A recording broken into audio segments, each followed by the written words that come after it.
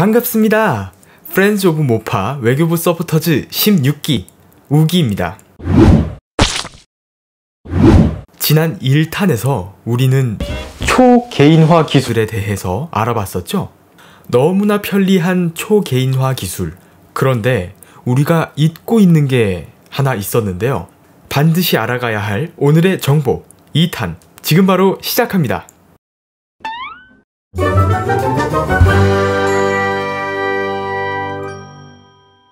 초개인화 기술을 하기 위해서는 빅데이터가 존재해야 하고, 여기서 빅데이터란 방대한 양의 데이터니까 데이터란 걸 수집을 해야 되겠죠. 그렇다면 나에 대한 데이터가 수집될 텐데 나의 데이터는 어떻게 수집이 될까? 수집이 되었다면 잘 보관되고 보안은 괜찮은 것일까? 혹시 내가 원하지 않는 데이터도 갖고 있는 건 아닐까? 뭔가 살짝 소름이 돋지 않으신가요? 저는 처음 이 의문점을 가지고 나서 살짝 소름이 돋아가지고 열심히 한번 조사를 해봤답니다. 그런데 안타깝게도 생각보다 개인정보 문제가 심각했습니다. 개인이 무엇을 좋아하는지 알기 위해선 개인정보가 필요할 수밖에 없을 겁니다. 물론 많은 회사들은 개인정보 침해에 대해서 부인합니다. 하지만 이미 밝혀진 많은 사실들이 있죠. 유명한 고발 매체인 위키리크스에선 미국 중앙정보국이 컴퓨터, 스마트폰, 스마트 TV를 악성 코드에 감염시켜 감청 수단으로 활용했다는 내용을 담은 문서가 폭로된 이슈가 있었으며, CIA 내부 고발로 세계 각국 정상들의 휴대전화 감청 및 미국 내 대기업들을 이용해 전 세계에 뿌리내리고 있는 해당 기업 들의 데이터들을 수집하여 흔히 21세기 정보 전쟁이라 불리고 있는 현 시점에서 국익을 위해 불법적으로 이용했다는 이슈도 있었습니다. 미국 안의 대기업이라고 하면 G사나 열대우림 회사가 있겠죠. 또한 조선일보 1월 17일자 신문에 따르면 미국에서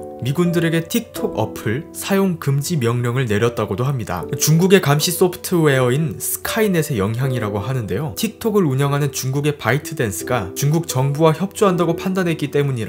초개인화 시대 속 우리는 편리함을 누리고 살아가고 있지만 이렇게 위험한 사례들도 끊이지 않고 있습니다. 흔히 한국에서도 개인정보 유출 사례가 끝없이 이어지고 있죠. 이런 유출 사례들이 너무 많아서 우리 한국 국민들이 개인정보 안전 불감증에 빠져 있다라는 소문이 돌기도 합니다. 또 최근엔 코로나 바이러스로 인해서 정부가 국민들을 아주 다방면으로 통제하기 위해서 여러 시스템을 도입한 가운데 사람들의 움직임을 감시하여 개인정보가 많이 침해된다는 사례도 찾아볼 수가 있는데요. 그래서 요즘 사회의 모습을 빅브라더 사회라고 부르기도 한다고 합니다. 빅브라더란 쉽게 말하면 감시 사회라는 겁니다. 사전상 의미로는 정보의 독점으로 사회를 통제하는 관리 권력 혹은 그러한 사회 체계를 일컫는 말인데 그게 그거죠. 감시사회라는 겁니다. 이렇듯 기술의 발달로 인한 개인정보를 침해하는 그 부분에 대해서 세계 여러 정부들도 모르고 있는 것은 아닙니다. 유럽은 GDPR이란 개인정보 보호 규정을 만들었습니다. GDPR의 주요 항목은 사용자가 본인의 데이터 처리 관련 사항을 제공받을 권리, 열람 요청 권리, 정정 요청 권리,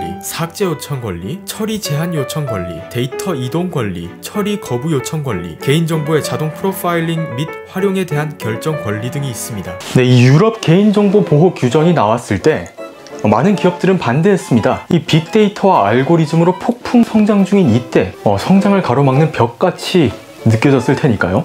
하지만 우리는 개인정보 보호 또한 해야 합니다. 발전과 보호, 그 속에서 우리는 지금 조금 곤란한 시대를 살아가고 있는데요. 한국에서도 이러한 규정이 존재합니다. 바로 개인정보보호법입니다. 사전상으론 개인정보의 수집, 유출, 오용, 남용으로부터 사생활의 비밀 등을 보호함으로써 국민의 권리와 이익을 증진하고 나아가 개인의 존엄과 가치를 구현하기 위하여 개인정보의 처리에 관한 사항을 규정함을 목적으로 한다 라고 합니다. 이렇게 빅데이터와 알고리즘을 통해 초개인화 기술이 탄생했고, 우리는 그 편리함 속에 개인정보를 침해받을 가능성이 커졌으며, 이를 막기 위해 여러 법안들이 탄생하고 또 그 틈에서 기업들은 데이터를 모아 마케팅을 합니다. 확실한 건 우리는 이미 초개인화 기술 깊숙이 빠져 있습니다. 또 그 기술이 유용하다는 점은 부정할 수 없는 사실이죠. 개인정보를 보호하는 법안들이 많이 나와 있다지만 우리 개개인을 확실하게 보호할 수는 없을 겁니다. 21세기를 살아가는 정보화 시민으로서 우리는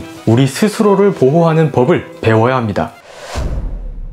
기본적으로 어떤 사이트건 회원 가입을 하실 때 반드시 입력해야 하는 정보가 아니면 입력하지 마시길 바라며, 개인정보 동의 체크를 하는 부분에 필수 파트가 아니면 되도록 체크하지 마시길 바랍니다. 또한 비밀번호는 최소 1년에 한 번씩은 변경해 주시길 바라며, 혹시 기억력이 안 좋으신 분들은 개인 메모장에 각 사이트 아이디와 비밀번호를 적어 놓으시면 도움이 되리라 생각합니다. 스마트폰 및 컴퓨터 사용 기록을 자주 초기화 해주세요. 인터넷 익스플로러나 크롬 등에서 검색 기록을 자주 지워주시고 최적화 프로그램을 사용해 주시면 좋습니다. SNS 해킹 사례 또한 늘고 있습니다. 내 안의 별 SNS와 얼굴책 등은 내 계정이 로그인된 지역, 그리고 로그인한 기기들의 목록을 볼 수 있습니다. 혹시 내가 가지 않은 지역이나 내가 소유하지 않은 기기가 로그인한 기록이 있다면 바로 로그아웃 시켜주시고 비밀번호를 바꿔주세요. 2차 보안까지 설정해 준다면 더욱 좋겠죠? 바이러스 검사는 말할 필요도 없습니다. 한 달에 한 번씩 꼭 해주시길 바라고 최신 상태로